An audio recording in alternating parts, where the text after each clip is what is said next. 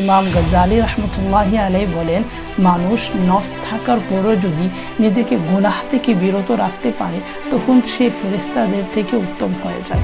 এখন প্রশ্ন হলো, এই নফসকে আমরা কিভাবে নিয়ন্ত্রণ করব? আসসালামু আলাইকুম ওয়া রাহমাতুল্লাহি ওয়া বারাকাতুহু।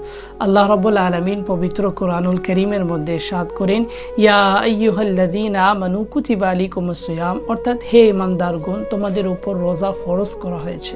অর্থাৎ রমজান মাসের রোজা আমাদের উপর ফরজ করা হয়েছে। প্রত্যেকটা আমলের নির্দিষ্ট কোনো কারণ থাকে, উদ্দেশ্য থাকে। আর রমজান মাসের উদ্দেশ্য হচ্ছে আমাদেরকে ক্ষুধা ভীরু করা, আল্লাহর নিকটতম বান্দা করা। রমজানের রোজা ফরজ করা হয়েছে তাকওয়া অর্জনের জন্য। এই কারণে আল্লাহ সুবহানাহু ওয়া তাআলা রমজান মাসকে পূর্ণ ইবাদতের পরিবেশ করে সৃষ্টি করেছেন।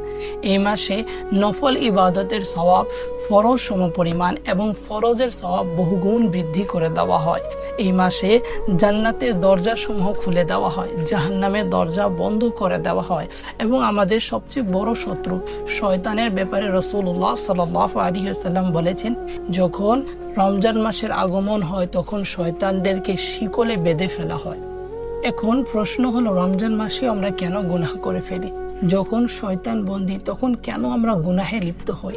এর কারণ হচ্ছে, শয়তান বন্দী থাকলেও আমাদের ভিতরে থাকা নফস আমাদেরকে গুনাহের দিকে আকৃষ্ট করে। আপনি একটু দেখুন, ফেরেশতাদেরকে আল্লাহ তাআলা আকল দিয়েছেন কিন্তু নফস দেননি। এই কারণে তাদের থেকে কোনো ধরনের গুনাহ হয় না। আবার পশু পাখিকে আল্লাহ রাব্বুল আলামিন নফস দিয়েছেন কিন্তু আকল দেননি। এর কারণে তাদের থেকে কোনো খারাপ কাজ হলেও তাদের কোনো হিসাব হবে না।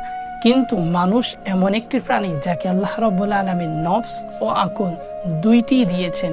এজন্য ইমাম গাজ্জালি রহমতুল্লাহি আলাইহি বলেন, মানুষ নফস থাকার পরও যদি নিজেকে গুনাহ থেকে বিরত রাখতে পারে তখন সে ফেরেশতাদের থেকে উত্তম হয়ে যায়। আবার আকল থাকার সত্ত্বেও সে যদি গুনাহের মধ্যে লিপ্ত হয় তাহলে সে পশু পাখির চেয়েও নিকৃষ্ট হয়ে যায়। এখন প্রশ্ন হলো, এই নফসকে আমরা কিভাবে নিয়ন্ত্রণ করব? বর্ণনায় এসেছে, আল্লাহ রাব্বুল আলামিন যখন নফস এবং আকলকে সৃষ্টি করলেন তখন আকলকে জিজ্ঞাসা করলেন, বলো তুমি কে, আমি কে? তখন নফস বলল, হে আল্লাহ, তুমি আমার রব, আমি তোমার বান্দা। কিন্তু যখন আকলকে আল্লাহ রাব্বুল আলামিন জিজ্ঞাসা করলেন, বলো তুমি কে, আমি কে, তখন সে অহংকার করলো এবং বলল, তুমি আছো, আমি আছি। এই অহংকারের কারণে আল্লাহ রাব্বুল আলামিন তাকে 100 বছর জাহান্নামের আগুনে নিক্ষেপ করলেন। তারপর তাকে আবার জিজ্ঞাসা করা হলো, বলো তুমি কে, আমি কে? নফস আবারও বলল, তুমি আছো, আমি আছি। এরপর আল্লাহ তাআলা তাকে 100 বছর ক্ষুধার্ত রাখার নির্দেশ দিলেন। তারপর তাকে আবার জিজ্ঞাসা করা হলো, বলো তুমি কে, আমি কে? সেই সময় সে অত্যন্ত দুর্বল হয়ে পড়ল এবং বলল, হে আল্লাহ, তুমি আমার রব, আমি তোমার বান্দা। এ থেকে বোঝা যায় যে নফসকে নিয়ন্ত্রণ করার সবচেয়ে কার্যকরী উপায় হচ্ছে ক্ষুধা। এই জন্য আল্লাহ রাব্বুল আলামিন রমজান মাসের রোজা আমাদের উপর ফরজ করেছেন, যাতে আমরা নিজের নফসকে নিয়ন্ত্রণ করতে পারি। একটু ভেবে দেখুন, এই মাসে শয়তান বন্দী, নফসও দুর্বল, তারপরও যদি আমরা এই মাসে গুনাহ করি তাহলে সেটা হবে আমাদের জন্য অত্যন্ত ভয়াবহ বিষয়। যেমন একবার রাসূলুল্লাহ সাল্লাল্লাহু আলাইহি ওয়াসাল্লাম মিম্বারে উঠছিলেন। তিনি যখন মিম্বারের প্রথম ধাপে উঠলেন তখন বললেন আমিন, আবার দ্বিতীয় ধাপে উঠলেন বললেন আমিন, আবার তৃতীয় ধাপে উঠলেন বললেন আমিন।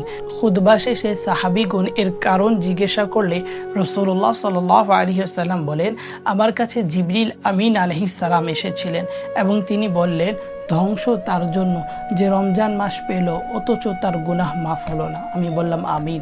তিনি আবারও বললেন, ধ্বংস তার জন্য যে নিজের পিতা মাতাকে বৃদ্ধ অবস্থায় পেল অথচ তাদের সেবা করে জান্নাত অর্জন করতে পারলো না। আমি বললাম আমিন।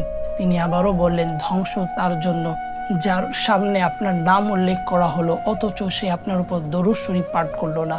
আমি বললাম আমিন। রমজান মাসের আগমন হলে আল্লাহর ওয়ালিগণ সতর্ক হয়ে যেতেন, কারণ যেমনিভাবে এই মাসে একটি আমলের সওয়াব 70 গুণ বৃদ্ধি করে দেওয়া হয়, তেমনিভাবে একটি গুনাহের জন্য কঠিন শাস্তি ভোগ করতে হয়। রমজান মাস আল্লাহর পক্ষ থেকে আমাদের জন্য অনেক বড় নিয়ামত। এই মাসের মধ্যে মানুষের পরিবর্তন অনেক সহজ হয়ে যায়, কারণ এই মাসে শয়তান বন্দী এবং নফস দুর্বল থাকে। মনোবিজ্ঞান বলে, যদি কোনো কাজ থেকে টানা 21 থেকে 30 দিন বিরত থাকা যায় তাহলে সেটি অভ্যাসে পরিণত হয়। আর আল্লাহ তাআলা আমাদেরকে পুরো 30 দিন দিয়েছেন। তাই আমরা যদি এই মাসে নিজেকে গুনাহ থেকে রক্ষা করতে পারি তাহলে রমজানের পরেও আমরা গুনাহ থেকে বাঁচতে পারবো। তাই আসুন এই মাসে আমরা কোরআন তেলাওয়াত বাড়াবো, বেশি বেশি করে নফল ইবাদত করব এবং রাসূলুল্লাহ সাল্লাল্লাহু আলাইহি ওয়াসাল্লামের উপর দুরূদ ও সালাম পাঠ করব এবং সকল প্রকার গুনাহ থেকে নিজেকে হেফাজত রাখব।